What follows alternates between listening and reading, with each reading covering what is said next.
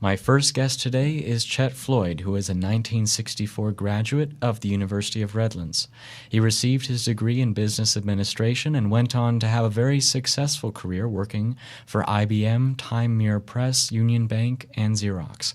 On a side note, while he was a student here, he was a DJ for KUOR, which you might recognize as the old station on our campus, which is now 89.3 FM in the Redlands area. After 52 years, it's a pleasure to welcome him back to our new station on campus. Chet Floyd, thanks for joining us here today. You're welcome. I'm glad to be here. So let's talk about when you were a student here. What were you involved with on campus? Besides the radio, I was quite active in music. My mother was a piano teacher, so all those kids had to learn piano naturally. Of course. Not exactly something I excelled at. So family decided there'd be a new instrument in the house, and the violin didn't work out either. I still don't understand how people can play the violin. It's not possible. It's hard. It's hard. Indeed. So the oboe was selected, and I had a wonderful teacher. He was a second oboist with the San Francisco Symphony. And about this time, I had my driver's license, so I could, drive myself into Alameda for lessons, and I participated in concerts around the Bay Area. Now let's talk about the radio station because we have to, right? Absolutely. Now, what was it like working at that station in the 60s? It was pretty basic.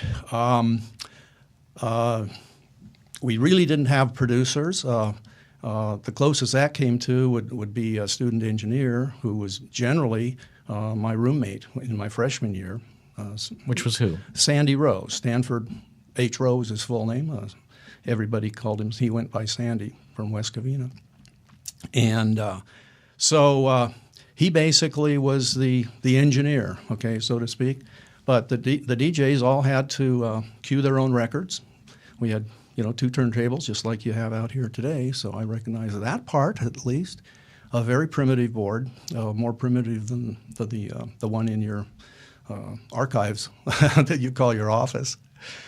Well, we were talking about it right before, and just to explain how difficult queuing up records are, because I don't think many people today would understand how difficult that can be.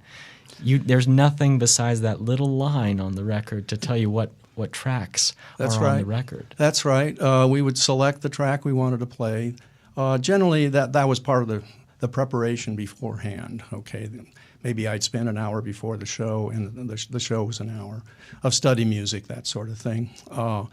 And basically, you just put that record on there, and you did it. All we have to do is click a track when we want to play something on our station. Oh, it's so much easier. It's just way too easy now. Just way too easy. I imagine you had to get really good at it, and you can still do it better than any of us could do it today. I'm not so sure, but yeah. You learn how. Now let's talk about your show. You mentioned study music. Yeah. Wasn't that what your program mostly consisted of? That's right. Yeah. I really didn't have a whole lot of originality, I suppose. And I was kind of roped into it by my roommates across the hall. We'll talk about more than later. Great guys, and we all had a lot of fun, but I really didn't know what I was doing up there. Well, what do you consider study music? Or what was considered study music at that time? Album cuts, Frank Chaxfield, things like that.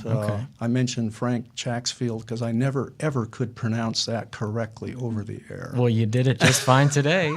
You did it just fine. 52 years of thinking about it.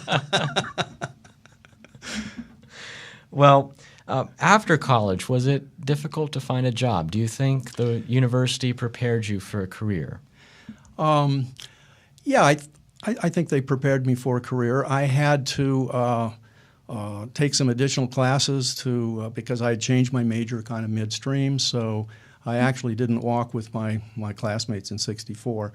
I went down to Long Beach State and took a few marketing classes to finish that out. So I missed out on all the recruiting sessions and things like that. And quite frankly, I'm not sure that working for a bank was all that thrilling to me at that time, okay? But I also found that with the Vietnam War just ramping up, many potential employers were not willing to invest in training and then have the draft take their people away. So I actually tried to enlist. And that was a very short career in the U.S. Army. I got off the bus in downtown L.A., and they pulled several of us out for a routine physical recheck, and I walked out of there with a bus ticket back to Norwalk. That is short-lived. Yeah, but I had my 1Y classification now, so that really opened the doors with employers. So let's talk about IBM. How did you get there? All right, I was working at Bourne's, and I think that I saw an ad in the newspaper, the classifieds, which was the way you got jobs in those days. And I called, and they set up an appointment. I lived in Colton at the time, and I think the day of the appointment I got cold feet and called and said I wouldn't be in. And the manager of the branch said, "You know, Chet," he says, "I think you're making a mistake if you don't do that." So I said, "All right." And I went in, and they hired me as a salesman. Let's talk about Jack Russell, who was the station manager of KUOR in 1961. Listeners of this program would recognize him because we've talked about him a few times. What was your relationship with him? Well, I first met Jack as the roommate across the hall, okay? My roommate, I think I'd mentioned before, was Sandy Rowe. And we were in North Hall the first year that it was active. And, gosh, I don't know why they haven't torn it down by now, but it was built a concrete block, so it's there to stay. But Jack and his roommate, Richard Lindheim, were very active in the radio end of things. And my roommate had his ham license, and in fact, he had his equipment all set up in our room, completely illegal, of course.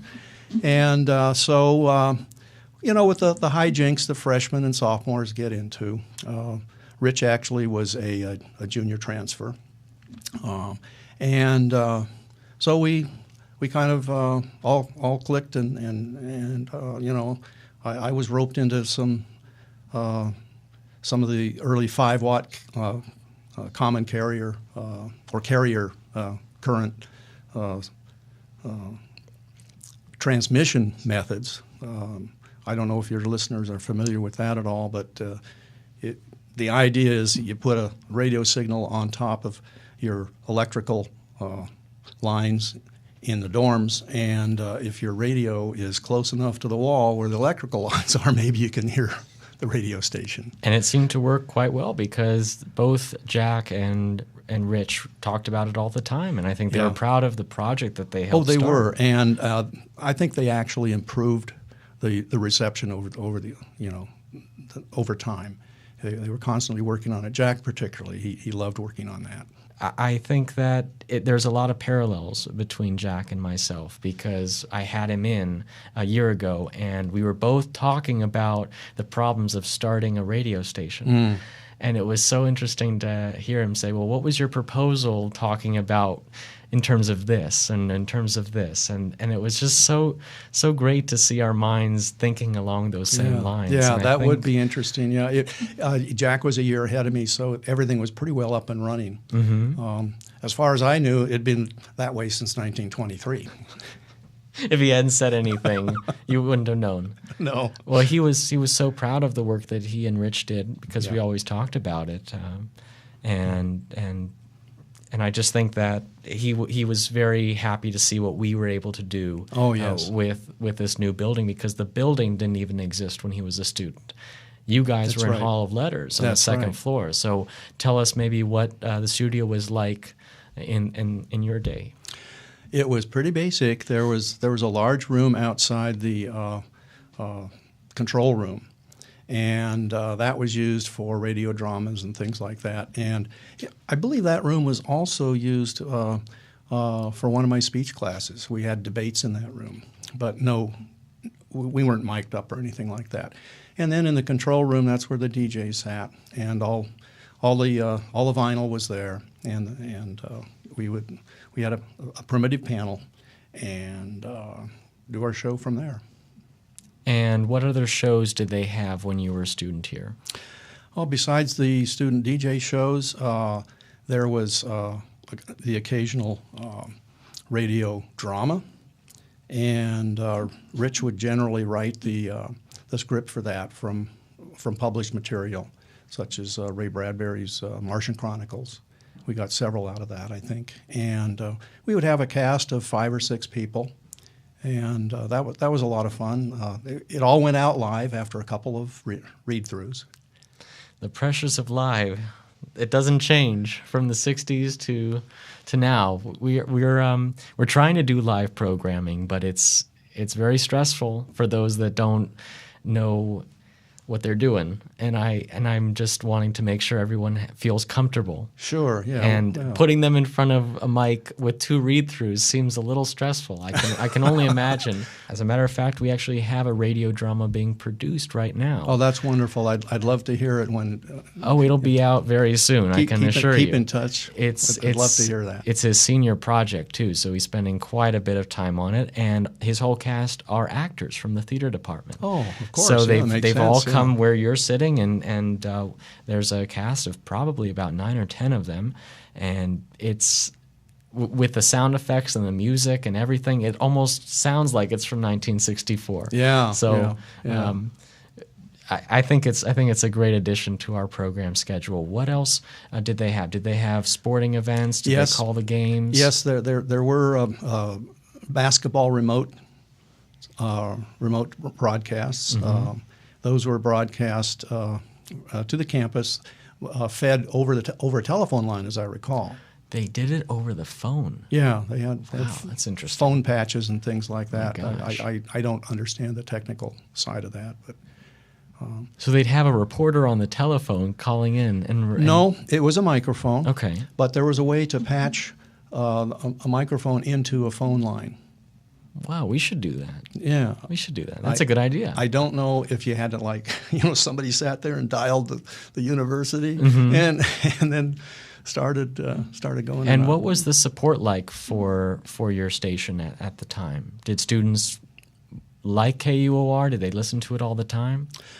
I tried to measure that by having a contest in my program, and in fact, I was looking for the little artifact. I took some 3x5 cards, and I actually stole the idea from a DJ up in San Francisco, and even stole the name of the promotion. It was called Club. Okay, everybody had clubs for this and clubs for that and clubs. So this is the club, and all you had to do to join was just call me during the show, and I'd welcome you in as a new member, and I'd send you your official membership card, which I mimeographed on 3x5 cards.